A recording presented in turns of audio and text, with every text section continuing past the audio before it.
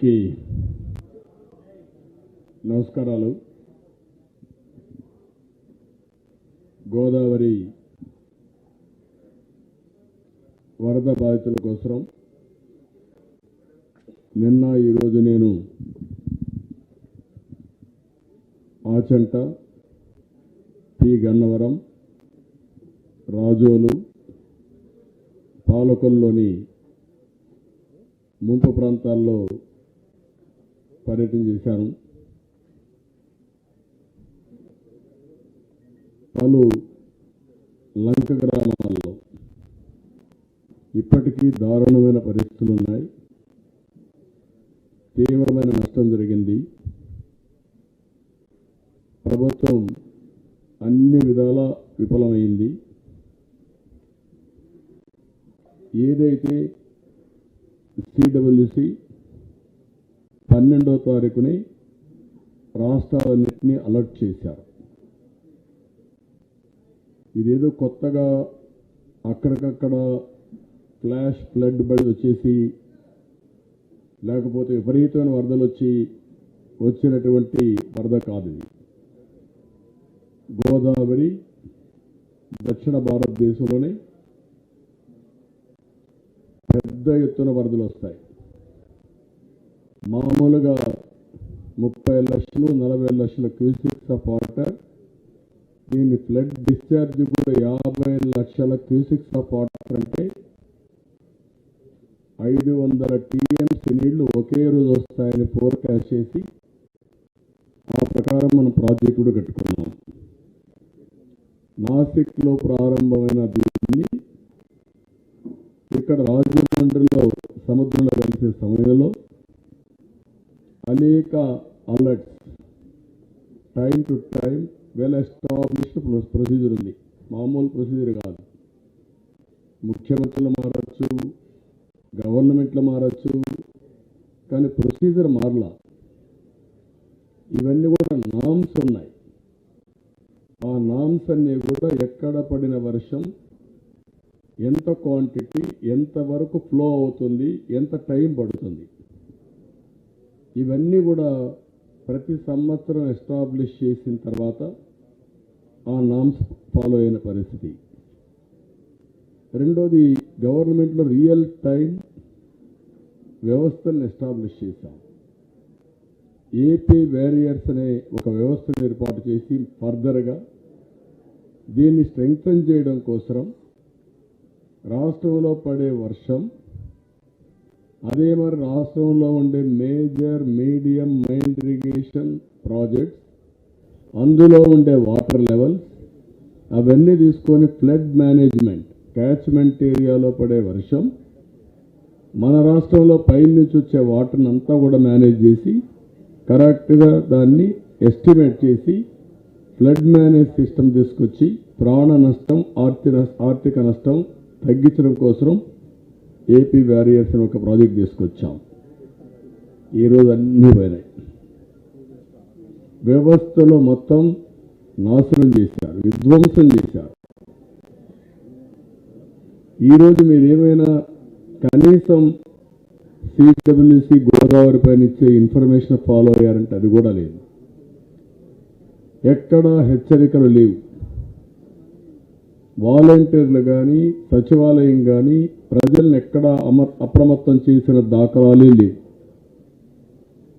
దానిపైన కొంతమంది ఇష్టానుసారంగా మాట్లాడడం, అనుకోకుండా అనూహ్యంగా ఫ్లడ్ వచ్చేసిందని. అనూహ్యంగా ఎక్కడ వచ్చింది ఫ్లడ్?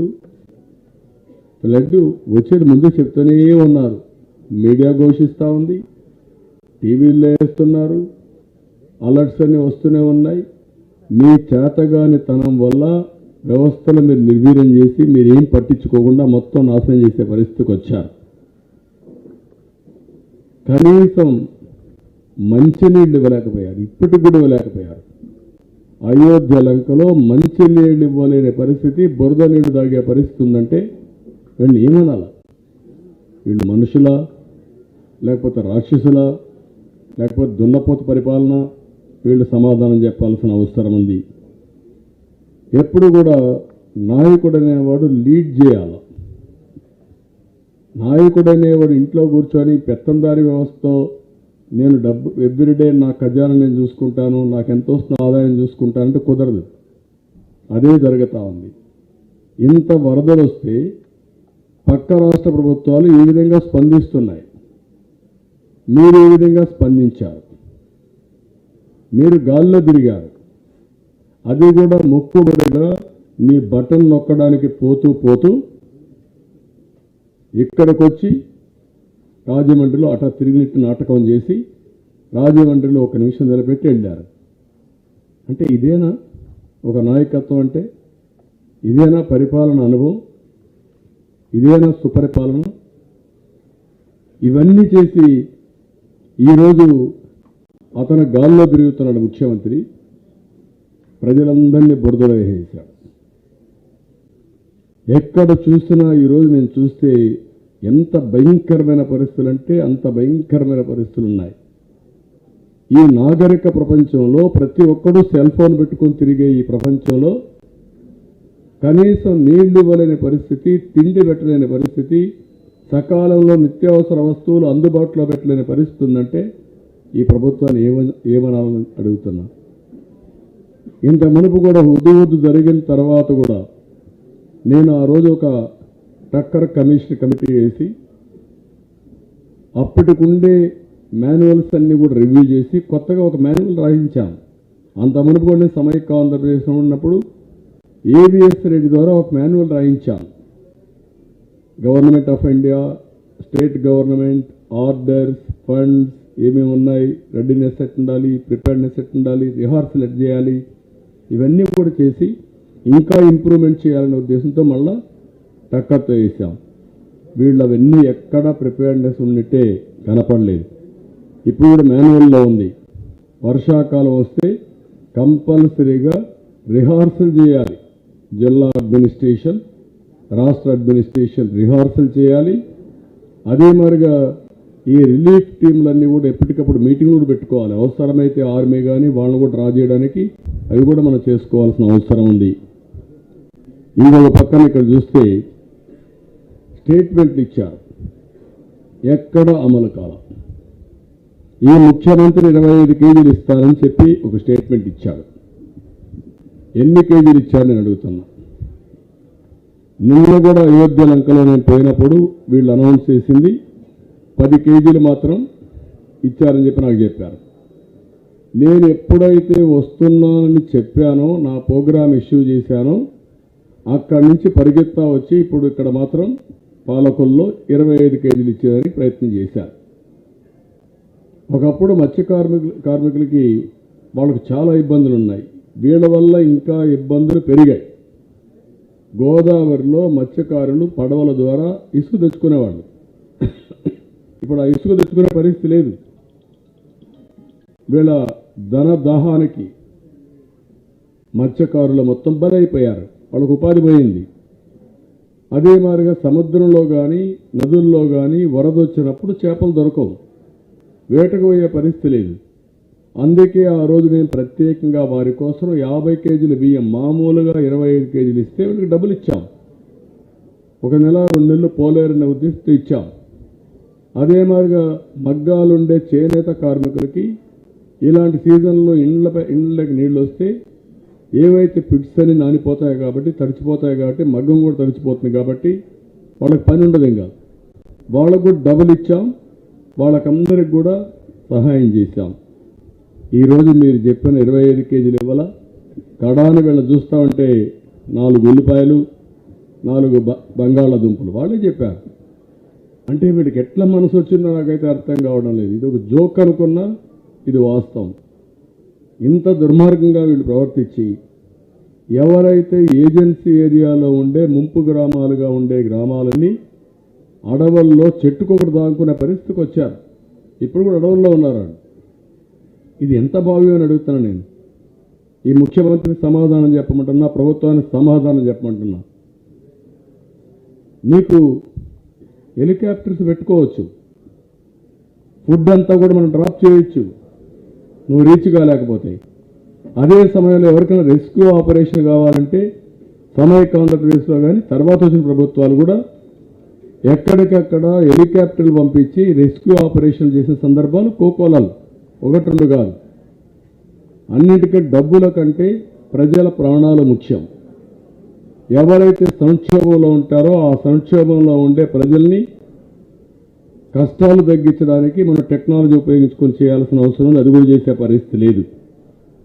ఒకప్పుడు మీరు చూస్తే పొలాల్లో ఇసుక మేటలు వేస్తే కూడా తీయడానికి డబ్బులు ఇచ్చాం, పశువులకు మేత ఇచ్చాం. ఇంకొక పక్కన పెద్ద ఎత్తున అంటువ్యాధులు వస్తున్నాయంటే బ్లీచింగ్ కానీ మెడికల్ క్యాంపులు పెట్టి అవి కూడా కంట్రోల్ చేశాం. ఈరోజు మీరు చూస్తే కేంద్రానికి ఇవ్వాల్సిన రిపోర్టు కూడా తూతూ మంత్రంగా ఇచ్చారు. ముందు మీరు సహాయం చేసిన తర్వాత కేంద్రాన్ని అడుగుతారు. అసలు మీరు ఏమీ సహాయం చేయకుండా కేంద్రాన్ని అడిగితే ఏం చేస్తారు? తిరుగు తపాల్లో వస్తుంది. మీ దగ్గర డబ్బులున్నా ఖర్చు పెట్టుకోమంటారు.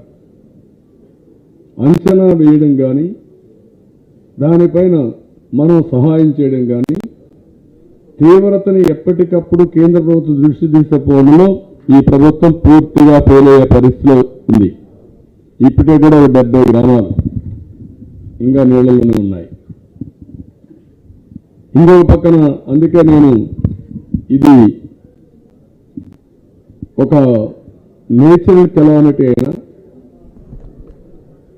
నేచురల్ కెలామిటీని, ఒక తుఫాన్ని, ఒక వరదల్ని మనం మొత్తం కంట్రోల్ చేయలేము, రానికుండా చేయలేము. కానీ అది వచ్చేది చూసుకున్న తర్వాత ప్రిపేర్నెస్ చేస్తే ప్రాణ నష్టం, ఆస్తి నష్టం, ఇబ్బందుల్ని చాలా వరకు అధిగమించే అవకాశం ఉంటుంది, కష్టాలు తప్పించే అవకాశం ఉంటుంది. అందులో వీళ్ళు పూర్తిగా ఫెయిల్ అయ్యే పరిస్థితికి వచ్చారు. ఎంత దుర్మార్గం అంటే తెలంగాణ ప్రభుత్వం 10,000 రూపాయలు ఇండ్లకి నీళ్ళు వచ్చేవాళ్ళందరికీ ఇచ్చారు. మీరు 2,000 రూపాయలు అనౌన్స్ ఇస్తారు. అది కూడా నేను వస్తున్నానని ఇప్పుడు వేశారంట. కానీ ఇంకా కొంతమంది అంటున్నారు ఇంకా రాలేదంటున్నారు. ఆ పరిస్థితిలో ఉన్నారు. ఇంకా అంటే మీరు 10,000 ఇవ్వలేరా? నీ బటన్ నొక్కడేంటి? నేను అడుగుతున్నా. నేను నొక్కాను అంటే ఏం నొక్కుతావు నువ్వు? కనీసం కష్టాల్లో ఉండే ప్రజలకి, సర్వస్వం కోల్పోయిన ప్రజలకి ఒక 10,000 రూపాయలు ఇవ్వలేని అసమర్థ ప్రభుత్వం ఉంటే, మనసురాని ప్రభుత్వం ఉంటే ఏమనాలని అడుగుతున్నా. ఒకప్పుడు సమైక్య ఆంధ్రప్రదేశ్ అందరికి అదే ఫెసిలిటీస్ వచ్చేటివి. గోదావరి 2 రాష్ట్రాల్లో పారుతుంది, ఇద్దరికి ఒకటే వరద. అక్కడ 10,000 ఇచ్చి పక్క గ్రామాల్లో, ముంపు గ్రామాల్లో, అందులో కూడా విలీనమైన గ్రామాల్లో మీరు 2,000 రూపాయలు ఇస్తే what is the signal you are giving? వాళ్ళ యొక్క సెంటిమెంట్ మీకు అర్థం కదా? వాళ్ళు మనుషులే కదా. అంటే ఇంక నీకు లెక్క అంటే పడి ఉండాలి వాళ్ళు. అక్కడ లెక్కలేనితనం, ఎవరి కోసం వస్తారనుకోవడం, మాట్లాడితే కేసులు పెడతానడం, ఇలాంటి తప్పుడు పనులు చేసే పరిస్థితికి వచ్చారు. అందుకే నేను డిమాండ్ చేస్తున్నా, అందరికీ 10,000 రూపాయలు తక్షణమే ఆర్థిక సహాయం చేయాలని నా మొదటి డిమాండ్. అదే మాదిరిగా ఇల్లు పూర్తిగా దెబ్బతింటే 50,000 రూపాయల ఆర్థిక సహాయం ఇవ్వాలి. కొత్త ఇంటికి 4 లక్షల రూపాయల ఖర్చుతో ఇల్లు కట్టించాలి. అదే మరి పాక్షికంగా దెబ్బతింటే 25,000 రూపాయలు ఇవ్వాలి. అరటి తోటలకు 40,000, తమలపాకు తోటలకి ఎకరాకు 50,000 ఇవ్వాలని డిమాండ్ చేస్తున్నా. వరి హెక్టార్కి 25,000 ఇవ్వాలి. అక్వ మొత్తం అదొక పెద్ద ఫార్స్గా తయారైంది. నేను 2 రూపాయలు ఇచ్చాను. ఈయన వచ్చేమన్నాడు, నేను ₹1.5కి ఇస్తానని ₹1.50 ఇచ్చారని గొప్పలు చెప్పాడు యూనిట్కి. ఇప్పుడేం చేశాడు? మళ్ళీ దాన్ని జోన్స్ కింద విభజించి ఆ జోన్లో లేని వాళ్ళందరినీ 24 రూపాయలు బాధుడు. అంటే ఎక్కడిది ఇవన్నీ? అందుకే నేను చాలా స్పష్టంగా డిమాండ్ చేస్తున్న ప్రభుత్వాన్ని, వాళ్ళకి 50,000 రూపాయలు హెక్టార్కి ఇవ్వాలి. అంతేకాదు మీరు చెప్పిన మాట ప్రకారం ₹1.50కి ఇవ్వాలి. మీరు ఇవ్వకపోతే ఏదైతే 4 రూపాయలు పెంచారో ₹1.50 నుండి కంటిన్యూ చేస్తూనే 2 రూపాయలు చేసే బాధ్యత తెలుగుదేశం ప్రభుత్వం తీసుకుంటాం, పార్టీ తీసుకుంటాం, అది చేస్తాం. దీనిపైన వాళ్ళకి సంఘీభావాన్ని తెలియజేస్తూ వాళ్ళ తరపున కూడా పోరాడతాం. ఇంకో పక్కన మృతుల కుటుంబాలకి, ప్రతి ఒక్క మనిషికి 5 లక్షలు ఆ రోజు ఇచ్చేవాళ్ళం. మట్టి ఖర్చులకు 30,000 ఇచ్చాం. ఈరోజు మేము 10 లక్షల రూపాయలు ఇస్తా ఉన్నాం. మీరు కూడా చెప్పారు, ఈరోజు మీరు ఇవ్వడం లేదు. వాళ్ళందరికీ 10 లక్షల రూపాయలు ఇవ్వాలని చెప్పి డిమాండ్ చేస్తున్నా. చనిపోయిన ఒక్కొక్క ఆవు కానీ గేదెకి కానీ నష్టపరిహారం 40,000 రూపాయలు ఇవ్వాలి. పూర్తిగా ధ్వంసమైనటువంటి పశువుల షెడ్ ఉంటే, 2 పశువులు ఉంటే 1,00,000 రూపాయలు, 4 ఉంటే 1,50,000, 6 ఉంటే 1,80,000 ఇవ్వాల్సిందిగా డిమాండ్ చేస్తున్నా. అయోధ్య లంకలో బ్రిడ్జ్ నిర్మాణం చేయాలి. అదే మరి అప్పనపల్లి పెదపట్నం లంకలో కాజువేలు నిర్మాణం చేయాలి. ఎంత చెత్త ప్రభుత్వం అంటే ఇప్పుడంతా కూడా మీరు చూస్తే స్లూయిస్ ఉన్నాయి. దీనివల్ల నీళ్ళన్నీ వెళ్తాయి సముద్రానికి, సముద్రం నుంచి నీళ్లు రాకుండా అడ్డుకుంటాయి. కానీ ఈరోజు ఏమైంది, మీరు మెయింటెనెన్స్ కూడా చేయకుండా పోయిన దానివల్ల ఇవన్నీ లాక్ అయిపోయి బ్లాక్ అయ్యి సముద్రంలో ఉండే నీళ్లు వెనక్కి వస్తున్నాయి. ఇప్పుడు రివర్స్లో ఇక్కడంతా చూస్తే ఆ నీళ్ళు ఎక్కడ వచ్చాయంటే గోదావరి నీళ్లు కాదు, గోదావరి నుంచి ఆ నీళ్లు మళ్ళీ వెనక్కి ఇట్లా వస్తున్నాయి. అంటే ఏమనాలి వెళ్ళి, దానివల్ల అదనపు ముంపు ఎక్కడికెక్కడ వచ్చే పరిస్థితి వచ్చింది. ఈరోజు మీరు ఇక్కడ చూస్తే మొత్తం కరకట్లు ఎవరేసుకున్నారు, గ్రామాలు గ్రామాలు కదిలారు. మేము కానీ కరకట్లు వేసుకోకపోతే ఆ ఊరు దిగితే ఆ ఊరు నుంచి ఇంకొక ఊరు వచ్చి మొత్తం కొట్టుకోబోతుందనే ఉద్దేశంతో కడాన గోదావరి ఒరిజినల్ గోదావరి పోయి ఈ పాలకొల్ల మొత్తం గోదావరి అయిపోతున్న భయంతోనే వాళ్ళు మొత్తం నిలబడి వేసుకున్నారు. కానీ భగవంతుడు కరుణించాడు, దానికంటే ఎక్కువ వర్షం రాలేదు. కానీ దానికంటే ఎక్కువ వర్షం వచ్చి కానీ వరదగాని వచ్చుంటే మొత్తం కొట్టుకుని పోయే పరిస్థితి వచ్చేది, భయంకరమైన పరిస్థితి వచ్చేది. కనీసం ఇసుక బస్తాలు కూడా తేలేకపోయారు. ఎప్పుడన్నా మీరు చూడండి ఎంత భయంకరమంటే ఒక అతను చెప్తున్నాడు, సార్ నేను మొన్న నాకు 2,000 ఇస్తాన్నారు, ఆ డబ్బులు వేయలేదు ఆ లక్ష్మీపాలెం నుంచి. ఇంకొక పక్కన నన్ను మనుషులు తోలమన్నారు, ఈ పక్క ఆ పక్క డ్రాప్ చేయమన్నారు నా బోట్ నుంచి పడవ నుంచి, నేను చేశాను, ఆ డబ్బులు ఇవ్వలేదు. పోయినసారి మేము పడవల్లో ఇదే మరిగా వరదొస్తే మేము పనులు చేశాం, ఆ డబ్బులు ఇవ్వలేదు. పోయిన సంవత్సరం మేము తిండి పెట్టాం, తిండి పెట్టినప్పుడు డబ్బులు ఇవ్వలేదు, అందుకే ఈసారి ఎవరు రాలేదు అని చెప్పే పరిస్థితి వచ్చారు. ఎంత దారుణమైన పరిస్థితి అంటే ప్రభుత్వం అంటే విశ్వసనీయత లేకుండా చేసే పరిస్థితి వచ్చారు. ప్రభుత్వం ఎప్పుడు కూడా ఒక పద్ధతి ప్రకారం ఉండాలి, ఒక విశ్వసనీయతతో పనిచేయాలి. ఈరోజు రైతాంగం ఉన్నారు, నేను చూశాను ఇక్కడికి వచ్చినప్పుడు చాలామంది రైతులు వ్యవసాయం చేయడం మానేస్తున్నారు. గిట్టుబాటు కానప్పుడు వ్యవసాయం ఎందుకు చేయాలి?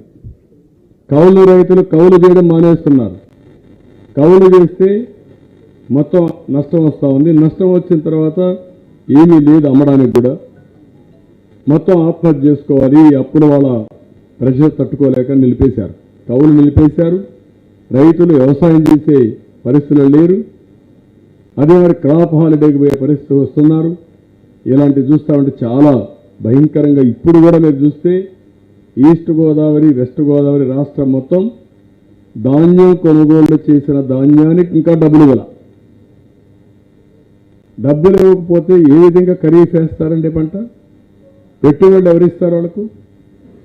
అంటే వాళ్ళ ధాన్యానికి వాళ్ళకు డబ్బులు ఇవ్వలేని పరిస్థితి.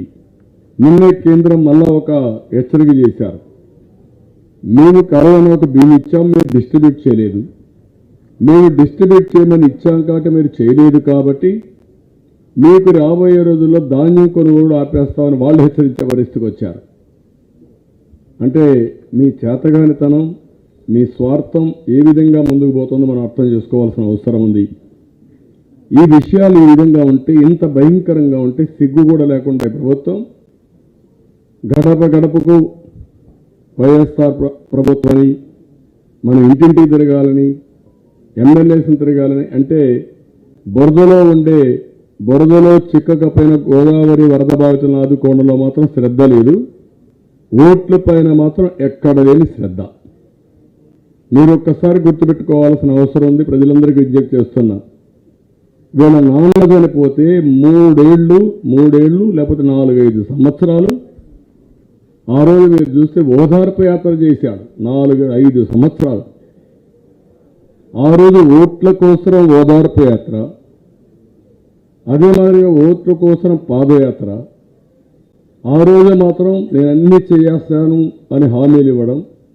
ఇప్పుడు అన్ని పనులు అయిపోయినాయి కాబట్టి దౌర్జన్యాలు చేయడం కోసం గడప గడపకు వైఎస్ఆర్ ప్రభుత్వం అసలు బాధితుల్ని గాల్లో బురదలోకి వదిలిపెట్టే పరిస్థితికి వచ్చాడు. చాలా దుర్మార్గం ఇది. దీన్ని చాలా తీవ్రంగా ఖండిస్తున్నా.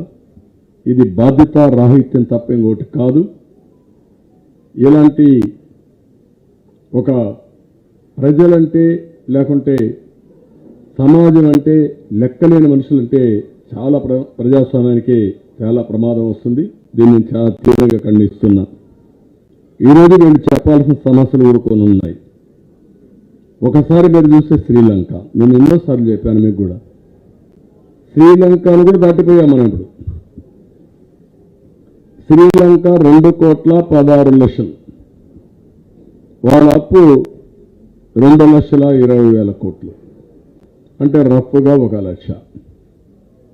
మన జనాభా 5 కోట్లు, మన అప్పు 8,50,000 కోట్లు, అంటే మన అప్పు ఒక మనిషి పైన 1,70,000.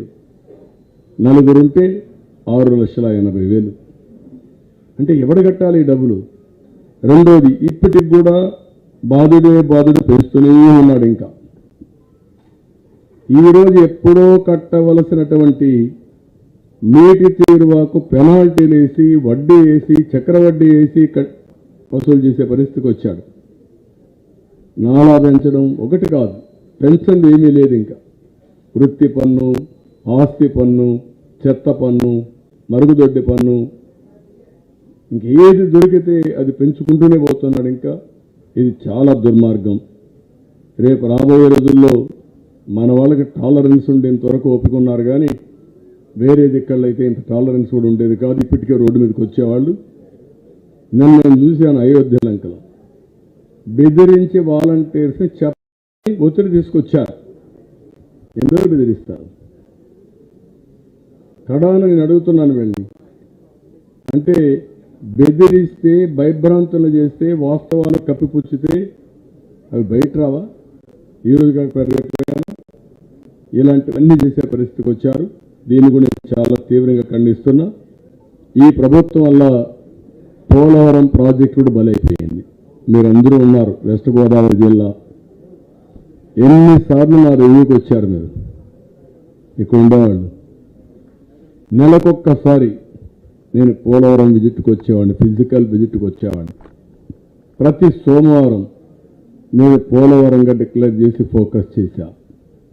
కోర్టు కేసులన్నీ, రైట్ మెయిన్ కెనాల్ కానీ, లెఫ్ట్ మెయిన్ కెనాల్ కానీ, ప్రాజెక్ట్ సైట్లో కానీ ఏవైతే కోర్టుకు వేశారో, అన్యాయం జరిగిందని అవన్నీ కూడా పరిష్కారం చేశా, వెకేట్ చేయించా.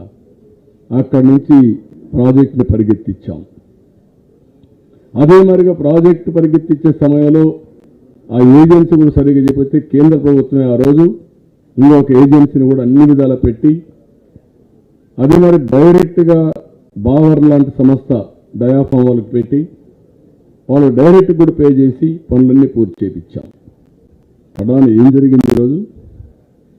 ఇలాంటి ప్రెస్టీజియస్ ప్రాజెక్ట్, 72% వర్క్ అయిన ప్రాజెక్ట్, డయాఫామ్ వాల్ పూర్తయిన ప్రాజెక్ట్, అదే మరి స్లూయిస్ కూడా ఆల్మోస్ట్ ఆల్ ప్రాజెక్ట్ అంతా పూర్తయిన project. Coffer dam, upper dam అయింది, లోయర్ కొంత ఉంది. ఆ 2 నెలల నుండి అది కూడా పూర్తి అయిపోవాల్సిన అవసరం ఉండే ప్రాజెక్టు. జూన్ 2020కి నీళ్లు ఇవ్వాల్సిన ప్రాజెక్ట్ని ఇప్పుడు నట్టేట ముంచేశారు. 7 నెలలు ఏజెన్సీ లేదు, 7 నెలలు ఆఫీసర్స్ లేరు. ఆ రోజు చాలా స్పష్టంగా పీపీఏ చెప్పారు, మీటింగ్లో పెట్టి 2 సార్లు చెప్పారు, మీరు తప్పు చేస్తున్నారు, మీరు పెట్టినట్టు ఏజెన్సీ పైన ఒక కాంక్రీట్ రీజన్స్ కూడా లేవు క్యాన్సిల్ చేయడానికి.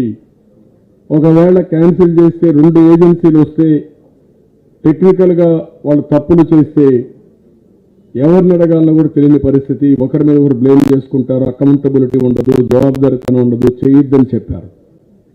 కడాన గవర్నమెంట్ ఆఫ్ ఇండియా సెక్రటరీ రాశాడు ఒక లెటర్, మీరు తొందరపడుతున్నారు, కనీసం హోల్డ్ ఆన్, డిఫర్ చేయండి, మనం మాట్లాడదాం, ఇది మా ఇంట్రెస్ట్ కాదు, ఇది పోలవరం ప్రాజెక్ట్ ఇంట్రెస్ట్తో వెయిట్ చేస్తే మనం మాట్లాడి పరిష్కారం చేస్తామంటే పెడచెవున పెట్టి ఆ రోజు ఈ ప్రాజెక్ట్ని కాంట్రాక్ట్ని మార్చారు. కాంట్రాక్ట్ని మార్చి ఏం చేశారు ఈరోజు మీరు? చాలా స్పష్టంగా మీరు చూస్తే నేను అవన్నీ కూడా నెరేట్ చేస్తూ గవర్నమెంట్ ఆఫ్ ఇండియా కూడా లెటర్ రాశాను. రాస్తే ఈరోజు గవర్నమెంట్ ఆఫ్ ఇండియా క్వశ్చన్ అడిగితే ఏం చెప్పారంటే, మీరు చూశారు, విజన్ లేదు, స్ట్రాటజీ లేదు, డబ్బులు ఖర్చు పెట్టలేదు, కాంట్రాక్టర్ దగ్గర పని చేయించలేదు, అసలు సమన్వయం లేదు, అందువల్ల ప్రాజెక్టు 2024కి పోస్ట్ పోన్ అయిందని చెప్పారు. ఈరోజు మళ్ళా ఏం చెప్పారు? Copper dam, upper coffer dam ఉంది, లోయర్ కాఫర్ డ్యామ్ ఎందుకు పెడతాం? ఆ buffer zone as it is ఉంటే మనం వర్షాకాలంలో కూడా పనిచేయడానికి అది పెట్టాం. మీరేం చేశారు? దాన్ని నీళ్ళన్నీ గోదావరిలో వచ్చి ఆ నీళ్లు మళ్ళా రివర్స్లో వచ్చి lower and upper coffer dam మధ్యలో నీళ్లు చేరిపోయినాయి. ఇప్పుడు ఏమైంది? ఆ నీళ్లు తోడాలంటే 5 నెలలు 6 నెలలు పడుతుంది, దానికి డబ్బులు కూడా అవుతుంది. మీరు చేసిన తప్పుడు పనుల వల్ల ఈరోజు కాఫర్ డ్యామ్ ఇదయింది, డయాఫామ్ వల్ల ఏమైందో, ఎంత డ్యామేజ్ అయిందో నోబడీ నోస్. ఈ రెండు మళ్ళా బిగినింగ్ చేయాలంటే ఇంకా ఆ ప్రాజెక్ట్ పని అయిపోయింది. ఈరోజు మీరు చూస్తే బాధితులు, తుఫాను బాధితులు అందరినీ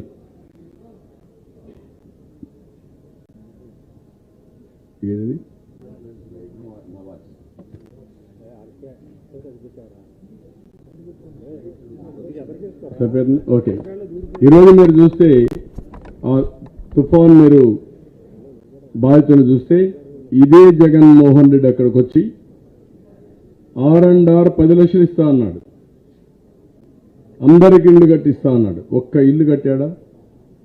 ఒకరికి R&R 10 లక్షలు ఒకరికి ఇచ్చాడా? లేకపోతే ఈరోజు ఇంకో పక్క చూస్తే మొత్తం నేను కట్టిన ఇండ్లు కూడా పూర్తి చేయాల. ఈరోజు వాళ్ళు అదే అడుగుతున్నారు, మాకు ఆ ఇల్లు కట్టించుంటే మేము వెళ్ళిపోయాం, మాకు ఈ ఇబ్బందులు వచ్చేటివి కాదు, ఈ ఇబ్బందులు రావడానికి ఈ ప్రభుత్వమే కారణం అని వాళ్ళు ఆపోయే పరిస్థితి వచ్చారంటే ఇది యథార్థ పరిస్థితి, చాలా దుర్మార్గం. దీన్ని నేను చాలా తీవ్రంగా ఖండిస్తున్నా, గర్హిస్తున్నా. ఈ ప్రభుత్వ చేతగానితనం వల్ల రాష్ట్రానికి ఒక వరంగా ఉండవలసిన పోలవరం బలైపోయే పరిస్థితి వచ్చింది. ఈరోజు మళ్ళా సిగ్గు కూడా లేకుండా ఈ ప్రభుత్వానికి, ప్రభుత్వం అంటే తెలుగుదేశం కూడా అంట, 8 ప్రభుత్వాలంట. వాడు వేసిన క్వశ్చనే 2019 తర్వాత అని చాలా స్పష్టంగా అడిగారు. అడిగితే కూడా లెక్కలేనితనంతో మీరు సమాధానం చెప్తున్నారంటే మిమ్మల్ని, వీళ్ళకు విశ్వసనీయత లేదు, ఎదురుదాడి చేయడం తప్ప ఇంకోటి కనపడడం లేదు. ఎదురుదాడి చేస్తే మనం భయపడిపోతాం అనుకుంటున్నారు, ఇది మంచిది కాదని కూడా హెచ్చరిస్తున్నా. ఏదైనా ఒక పద్ధతి ఉండాలంటే కరెక్ట్ చేసుకోండి, కరెక్ట్ చేసుకోకపోతే ప్రజలే మిమ్మల్ని కరెక్ట్ చేసే పరిస్థితికి వస్తారు, అది తొందరగా వస్తుంది. ఈ విషయాలు గుర్తుపెట్టుకోమని హెచ్చరిస్తున్నా.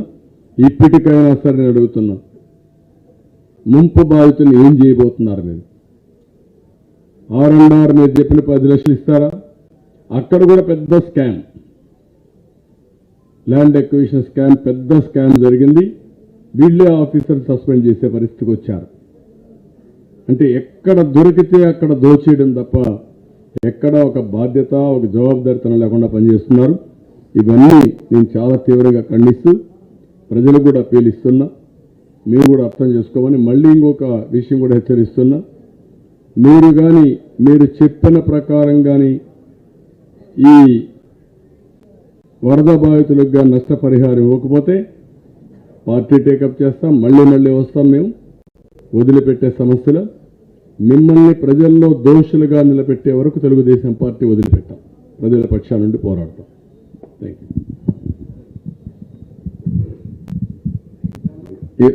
ఇంకొక పక్కన చూస్తే టిట్కో హౌసెస్, ఎంత దారుణం అంటే చాలా బాధేస్తుంది. ఆ టిట్కో హౌస్ చూస్తే కడుపు గాలిపోతుంది. దేశంలోనే ఎక్కడా లేని విధంగా టిట్కో హౌసెస్ కట్టాం. One of the best concept. ఎవరైతే ఈరోజు middle class, upper middle class కట్టుకుంటారో ఇండ్లన్నీ గేటెడ్ కమ్యూనిటీ కింద సకల సౌకర్యాలు, అక్కడ పార్క్ కానీ, క్లబ్లు కానీ, పబ్లిక్ ప్లేస్ కానీ, ఇంకో పక్కన కమ్యూనిటీ హాల్ కానీ, స్కూల్ కానీ, అన్నీ కూడా ఇన్ఫ్రాస్ట్రక్చర్ అంతా పెట్టి కట్టాం. రోడ్స్ కానీ, డ్రైన్ కానీ, పవర్ కానీ, లేటెస్ట్ యూటిలిటీస్, లేటెస్ట్ మెటీరియల్ కట్టాం. ఒక ఆస్తి కింద తయారు చేయాలని. అది కూడా మొత్తం 3 ఏళ్ళు అయింది. ఎప్పుడైనా ఒక ఆస్తి మనందరం గుర్తుపెట్టుకోవాలి. ఆస్తిని కానీ నిర్మాణం చేయడం ఎంత ముఖ్యమో దాన్ని మెయింటైన్ చేయడం కూడా అంతే ముఖ్యం. మధ్యలో వదిలిపెడితే పాడుపడిపోతుంది. ఆ పరిస్థితి ఈరోజు వచ్చింది. మధ్యలో వదిలిపెట్టి అవన్నీ పాడుపడే పరిస్థితికి వచ్చాయి. ఒకప్పుడు ఇదే మరి రాజు గృహకల్ప కూడా ఇదే మరి చేస్తే కడా నేను వచ్చిన తర్వాత మళ్ళీ అవన్నీ కంప్లీట్ చేశాం. ఇది బ్రీఫ్గా.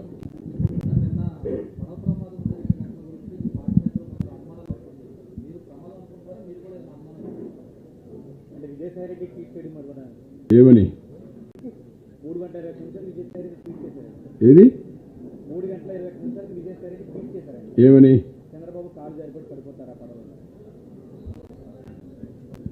ఓకే, అవన్నీ నేను ఏమంటానంటే వాళ్ళంత చీప్గా నేను లేను. కానీ ఏమి జరిగిందో పోలీసులు కూడా బాధ్యత ఉండాలి. పోలీసులు కూడా నేను చూస్తున్నాను. నేనున్నప్పుడు ఎట్లుండదంటే పడవలో ఎవరు ప్రయాణం చేసినా పోలీసులు వచ్చి లైఫ్ జాకెట్ వేసుకున్నారు లేదు చూసిన తర్వాతనే పడవ ప్రయాణం జరిగేది. అట్లా కంట్రోల్ చేసేవాళ్ళం. మొన్న నేను ఆ ప్రోగ్రాంలను చూస్తున్నా, మా వాళ్ళ ప్రోగ్రాంలు చూస్తున్నాం.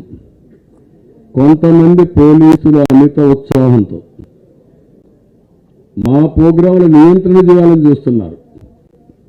పోలీసులు ఉండేది ఫెసిలిటేట్ చేయడానికి, నియంత్రణ చేయడానికి, కంట్రోల్ చేయడానికి, లేకపోతే మమ్మల్ని డైవర్ట్ చేయడానికి కాదు. అలాంటివి కూడా చూస్తున్నాం. నిన్న కూడా నేను ఒక దగ్గర చూశాను. మా మైక్ వ్యాన్ని కూడా రానికుండా అడ్డం పడే పరిస్థితికి వచ్చారు. 40 ఏళ్ళుగా తిరుగుతున్న మైక్ వ్యాన్ ఇవన్నీ నేను ఆరో అపోజిషన్లో ఉన్నప్పుడు కానీ, సీఎంగా కానీ, తర్వాత అపోజిషన్లో కానీ ఎన్నో ప్రభుత్వాలు చూశాను.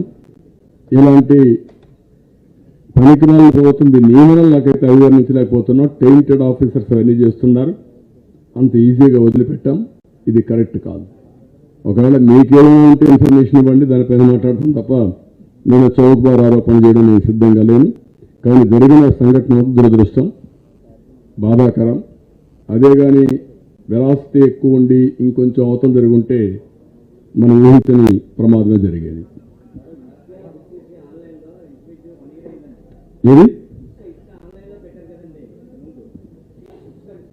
అవును.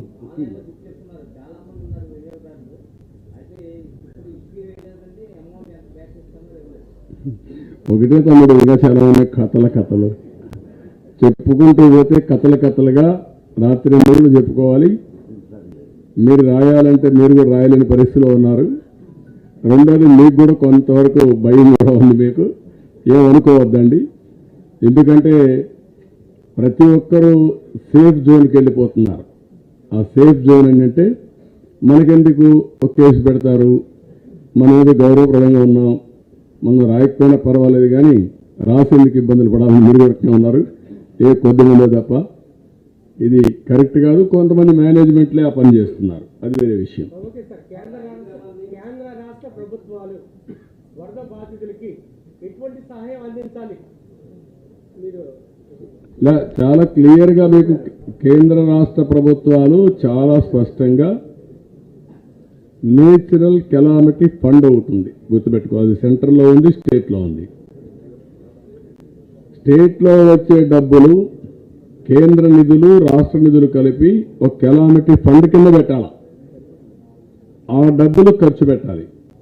అదే సమయంలో పెద్ద తీవ్రంగా కానీ ఇలాంటివి వస్తే మనం సెంటర్ కూడా రిప్రజెంట్ చేయాలి. చేసినప్పుడు national calamity fund, central fund ఏది ఉందో దాంట్లో కూడా కొంత షేర్ ఇస్తారు, రాష్ట్రాలకు అలొకేట్ చేస్తారు. ఈ రెండు సమన్వయంగా చేస్తే తప్ప, మనం ఎక్స్ప్లెయిన్ చేస్తే తప్ప మనకు డబ్బులు రావు. అది చేయాల్సిన బాధ్యత వీళ్ళ పైన ఉంది. ముందు వీళ్ళు ఇవ్వాల్సిన స్కేల్ ప్రకారం ఎవ్వరి పర్మిషన్ అవసరం లేదు. ఒక ఎగ్జిస్టింగ్ జీవో ఉంటే ఆ జీవో ప్రకారం రిలీఫ్ ఇవ్వవలసిన బాధ్యత, తిండి పెట్టవలసిన బాధ్యత ఎంఆర్ఓ పైన ఉంది. ఇంకెవరు అడగాల్సిన పని లేదు, ఆయన ఎవ్వరి పర్మిషన్ అవసరం లేదు. ఇప్పుడు ఏమైందంటే ఎవ్వడు పనిచేసే పరిస్థితులు లేరు, మాకెందు కానీ. దట్ ఈజ్ వేర్ సిస్టమ్స్ పనిచేయడం లేదు. రెండోది సిస్టమ్స్ని పనిచేయడం లేదు. రెండు ఉన్నాయి. ఇంకో పక్కన విపత్తు ఫండ్స్ ఏవైతే కోవిడ్కి వచ్చాయో 1200 కోట్ల రూపాయలు డైవర్ట్ చేశారు. కడాన సుప్రీంకోర్టు ముట్టుకాయలేసి ముందది కట్టండి 2 వారాలు అని చెప్పే పరిస్థితికి వచ్చారు. ఏ ప్రభుత్వం మరి చేయదు.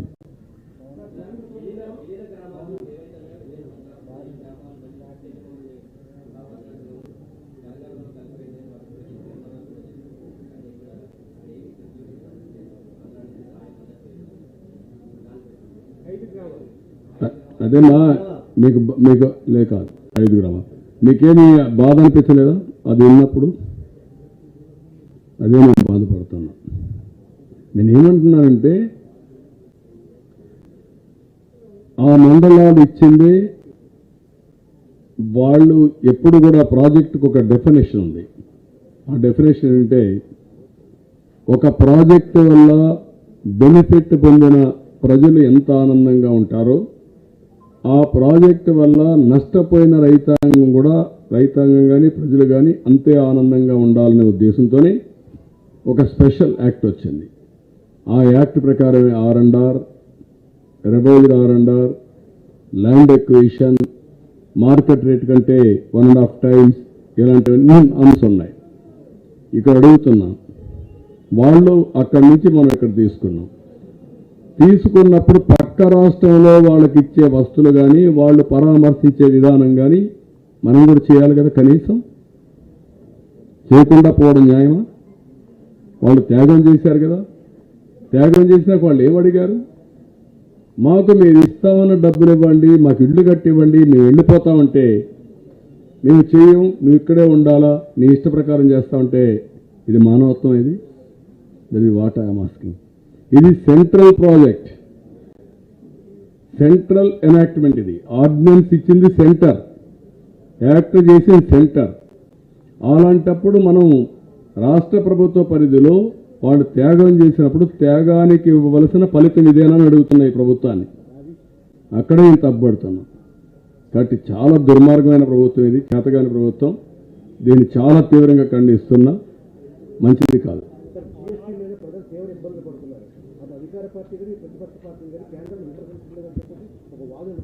ఏది బ్రదర్?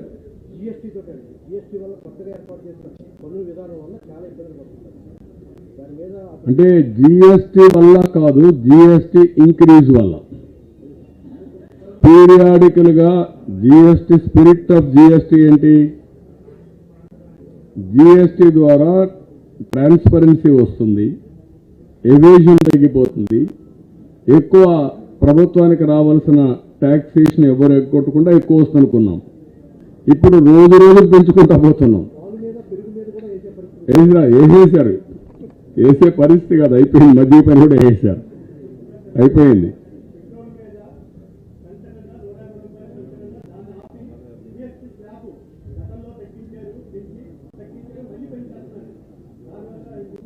ఒకటి కాదు బ్రదర్, మొత్తం పెంచారు. నేనేమంటానంటే ఒక విధంగా కేంద్రం పెంచే జిఎస్టీ ఒక యాంగిల్, రాష్ట్ర ప్రభుత్వం పెంచేటివి ఇంకా ఎక్కువ విపరీతంగా. ఇప్పుడు మీరు చూస్తే కంట్రీలో అందరికంటే హైయెస్ట్ పెట్రోల్ డీజిల్ ధరలు ఆంధ్రప్రదేశ్, కంట్రీలో హైయెస్ట్ మద్యం ధర ఆంధ్రప్రదేశ్, కంట్రీలో హైయెస్ట్ ఇన్ఫ్లేషన్ ఆంధ్రప్రదేశ్, కంట్రీలో హైయెస్ట్ డెట్ ఆంధ్రప్రదేశ్.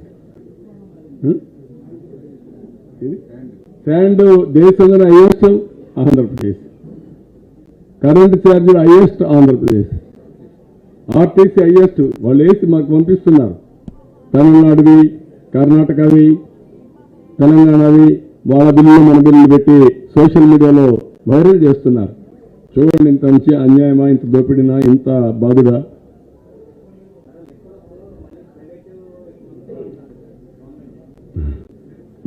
వీళ్ళ నీళ్ళలో మనం వర్ణాతీతం తమ్ముడు. ఎట్లా ఊహించాలో, ఎప్పుడు ఏం చేస్తారో, దేనికి చేస్తారో ఎవరికి ఊహకందనేటువంటి మాయలు ఇవన్నీ. ఓకే సార్, రాబోయే ఎన్నికల్లో మీ ప్రణాళిక ఏంటి చెప్పండి సార్. నా ప్రణాళిక చెప్తాను కదా, తొందర ఎందుకు? చూశారు కదా నిన్న ఈ రోజు ప్రజల్లో ఉండే వ్యతిరేకత చూస్తున్నారు కదా మీరు. అంటే జనసేన పార్టీతో అలయన్స్ ఏమైనా ఉందా? అవన్నీ ఇప్పుడు కాదు అవన్నీ మాట్లాడారు. ప్లీజ్ ఒక నిమిషం చెప్పండి గట్టిగా.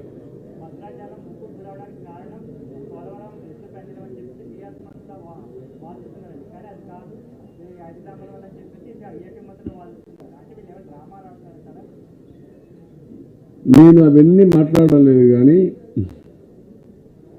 ఆంధ్రప్రదేశ్ ప్రభుత్వం చేయవలసిన పనులు కానీ బాధ్యత కానీ మీరు నెరవేర్చారా ఫస్ట్ నేను అడిగేది. తెలంగాణ ప్రభుత్వం కారణంగా కదా మీ డయాఫామ్ వాళ్ళు పోవడానికి, మీ కాఫర్ డ్యామ్ దెబ్బతినడానికి వాళ్ళు కారణం కాదు కదా. వాళ్ళు 10,000 ఇస్తే నువ్వు 2,000 ఇచ్చిందానికి వాళ్ళు కారణం కాదు కదా. You answer all these things. నువ్వు ఆన్సర్ చేయకుండా కథలన్నీ మాట్లాడితే అంటే మనం అందరం, మీరు నేనందరం అమాయకులం. వీళ్ళు ఏదైనా మాట్లాడితే మనం కూడా బలవమని మనం కూడా మాట్లాడాలి. అవన్నీ వద్దు. ఒకప్పుడు నేను 5 ఏళ్ళు ఎలాంటి తగువులు ఇట్లా లేవు కదా, ఇప్పుడే ఎందుకు వచ్చాయి మీకు? I'm asking. అంటే ఆ రోజు కృష్ణా వాటర్లో కూడా నేనేం చెప్పాను, అమికబుల్గా సార్ట్ అవుట్ చేసుకుందాం ఇద్దరం అనుకున్నాం. 1-2 చిన్న సంఘర్షణ వస్తే నేనే ఒక అడుగు ముందుకేసి నేనే మాట్లాడి పరిష్కారం చేశాం. తర్వాత కేంద్రం దగ్గరకు వచ్చినప్పుడు ఒక అవగాహన కూడా వచ్చాం. గోదావరి కృష్ణా నీళ్లు కానీ సమర్థవంతంగా ఉపయోగించుకుంటే 2 రాష్ట్రాలకు ప్రతి ఒక్క ఎకరాకు నీళ్ళించుకోవచ్చు. ఇది ఓన్లీ మ్యాటర్ ఆఫ్ లిఫ్టింగ్ అంతే. అలాంటిది ఈరోజు మీరు ఇవన్నీ చేసే పరిస్థితికి వచ్చారంటే కావాలని ఇవన్నీ. ఒక ఇష్యూ మీరు చూశారు, సుబ్రహ్మణ్యం ఇష్యూ ఎక్కడికి పోయింది? సుబ్రహ్మణ్యం ఇష్యూ కోనసీమకి వెళ్ళిపోయింది, అరెస్టుల కొరకు వెళ్ళిపోయింది. ఏమన్నారు వెళ్ళి? ఒక తప్పుని కప్పిపుచ్చుకోవడానికి ఇంకొక పెద్ద తప్పు చేస్తూ ఉంటారు. ఇదే పని వీళ్ళ జాతకం అంతా. అది రాష్ట్రం ఏమైనా పర్వాలేదు, ఎవరేమైనా పర్వాలేదు, వీళ్ళకి కావాల్సిన అజెండా అది. ఓకే, థ్యాంక్ యూ అంటా.